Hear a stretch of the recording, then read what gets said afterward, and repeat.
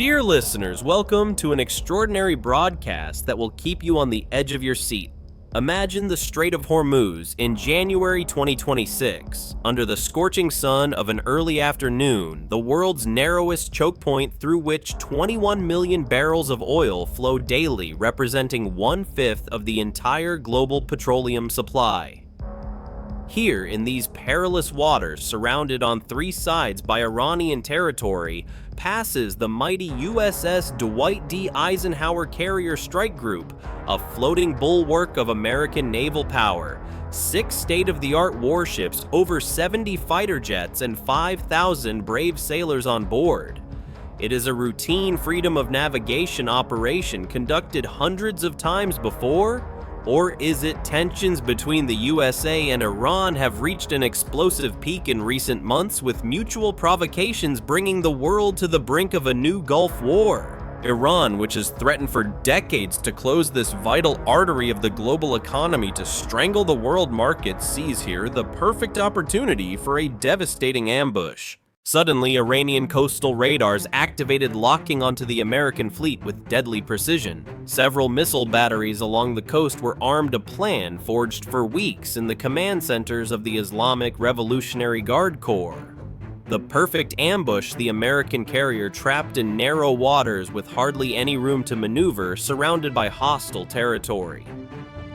Around midday, the IRGC command issued the final order.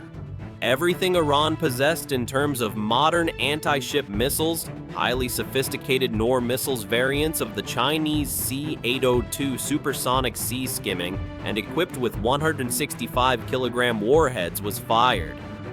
A total of 24 missiles raced simultaneously from 6 coastal batteries toward a single target. Sink the aircraft carrier USS Dwight D. Eisenhower. Iran counted on the ultimate blow. 5,000 dead, global humiliation for the USA, and a forced withdrawal from the Persian Gulf forever. An act of pure aggression meant to shock the world and attempt to break the superpower and seize control of the oil flow. But Iran committed catastrophic errors. Errors that would lead to one of the most devastating defeats in modern military history. First, carrier strike groups never travel unprotected. 4 Aegis destroyers and 2 Ticonderoga cruisers surrounded the Eisenhower like an impenetrable wall, the most advanced air defense systems in the world, capable of tracking and destroying hundreds of targets simultaneously. Second, the US Fifth Fleet had been monitoring these Iranian batteries for months. Exact coordinates were already programmed into attack packages. Third, an attack on an American carrier is not harassment. It is an act of war that provokes a total, devastating response.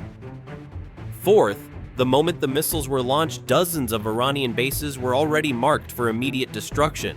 What happened in the following 38 minutes was a masterpiece of military superiority, the most devastating strike against Iranian military infrastructure in decades.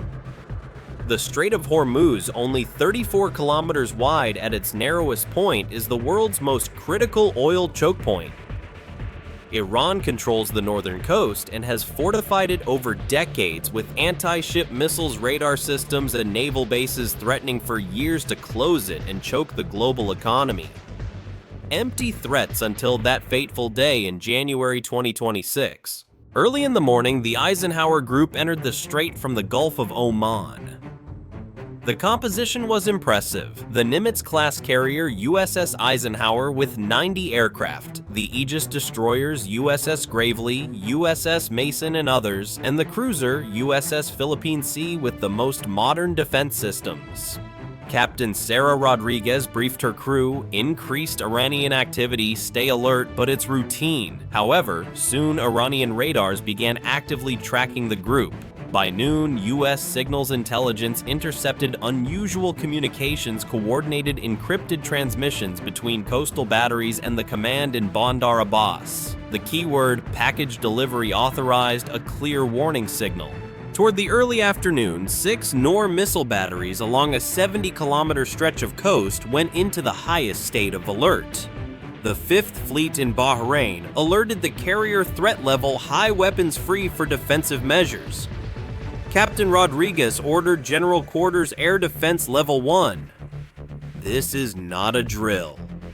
The SPY-1 radars of the Aegis ships were activated, the most powerful in the world, scanning the skies. Then came the final order from the IRGC command: aim all batteries at the carrier. Simultaneous launch 24 NOR missiles thundered away, supersonic radar guided, coming from multiple angles: 6 from Battery Alpha near Bandar Abbas, 4 from Bravo on Keshem Island, 4 from Charlie on Hormuz Island, and so on. A saturation attack designed to overwhelm any defense. Flight time only 4 minutes. Immediately, the SPY-1 radars of the USS Philippine Sea detected the launches. Vampire, multiple inbound missiles. The entire group activated SM-2 and SM-6 interceptors, launched rolling airframe missiles, electronic countermeasures. Everything boom boom.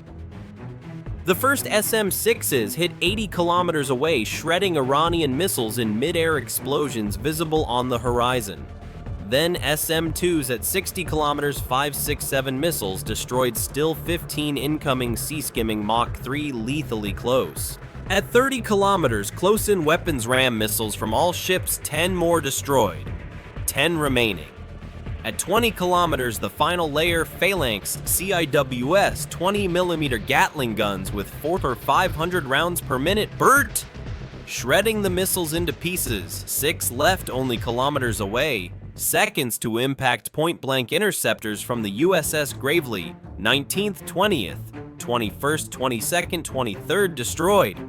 The last NOR missile raced directly toward the flight deck. The Phalanx of the Philippine Sea fired a final burst, 300 rounds. The missile exploded 800 meters in front of the carrier. Debris splashed into the water. All 24 missiles destroyed, 0 hits, 0 losses on the American side. Captain Rodriguez threat neutralized Eisenhower safe. Now we strike back. While the missiles were still in the air, CENTCOM had already authorized the counterattack, not just against the 6 batteries, but against every involved installation. 14 bases, 32 facilities, total elimination. By early afternoon, 96 Tomahawk cruise missiles launched from the ship's vertical launch silos. Opened missiles raced toward the coast. Targets all 6 batteries, 8 radar installations, 4 command bunkers, 6 ammunition depots, 4 IRGC naval bases. But that was only the beginning. 16 FA-18 Super Hornets catapulted from the deck of the Eisenhower, armed with AGM-154 JSOW glide bombs and AGM-88 HARM anti-radar missiles. Mission blind Iran's coastal radar network. 4 EA-18G Growlers for electronic warfare joined in, jamming everything. The USS Michigan, a converted Ohio-class submarine, fired another 60 Tomahawks from underwater, a total of 156 inbound. 2 B-52 Stratofortress bombers were already circling, each with 36 GPS-guided bombs. Total destruction of Iranian IRGC facilities within an 80-kilometer radius. British Typhoon fighters from Cyprus joined with Storm Shadow missiles. The Growlers reached the coast. First massive jamming, Iranian radars, blind SAM systems useless. Then the first Tomahawk wave. Battery Alpha at Bandar Abbas, 6 hits, launchers shredded, command trailers vaporized, Bravo, Charlie, Delta, Echo, Foxtrot, all wiped out in 90 seconds. The FA-18s fired 32 HARM missiles, 8 radar systems destroyed, dishes, shattered operators, killed. Iran's radar network along the strait was blind. Second Tomahawk wave command bunker near Bandar Abbas. 8 hits, penetrated, staff killed. Ammunition depots exploded in chain reactions. Massive fireballs, seismic tremors felt as far as Bahrain. Thousands of missiles destroyed. The B-52s dropped 72 bombs, Bandar Abbas headquarters, 16 bombs, buildings, flattened barracks, destroyed piers, collapsed 8 patrol boats, sunk Larak Island, Abu Musa Kish, total devastation. Command posts gone, fuel depots in flames, towers toppled. The FA-18s precision struck with 48 JSOWs, maintenance depots, relay stations, observation posts obliterated. The Michigan Tomahawks hit deeper inland IRGC command and Kerman intelligence centers, logistics hubs, buildings burned, supply chains severed. British Storm Shadows destroyed a training camp. In just 38 minutes, Operation Iron Shield completed munitions, delivered 156 Tomahawks, 72 bombs, 32 HARM, 48 JSAW, 8 Storm Shadows. Destroyed all 6 batteries, 8 radars, 4 bunkers, 6 depots, 4 bases, 12 support facilities, 8 boats. Iranian losses over 123 IRGC personnel. Allies 0. The Eisenhower sailed on undamaged as if nothing had happened. Iranian media lied about a heroic defense, but satellite images showed the truth: total destruction. The Pentagon precision strikes have massively reduced Iran's threat to navigation. Global reaction oil prices spiked then stabilized as the strait remained open. Insurance rates dropped since the Iranian coastal defense was weakened by 60%. Dear listeners, what do you think? Was this the ultimate proof of American superiority, or did Iran provoke its own destruction with this insane attack? Could Tehran really believe they could sink a US carrier without apocalyptic consequences? Share your opinions, call in, or write to us. This asymmetry of modern warfare: Iran fires 24 missiles, America responds with over 300 weapons, a $1 trillion network built over decades turned to rubble in 38 minutes. A hard lesson: US carriers are untouchable, threats are empty. But the story goes on. 3 days later, the Eisenhower launched strikes against ISIS business as usual.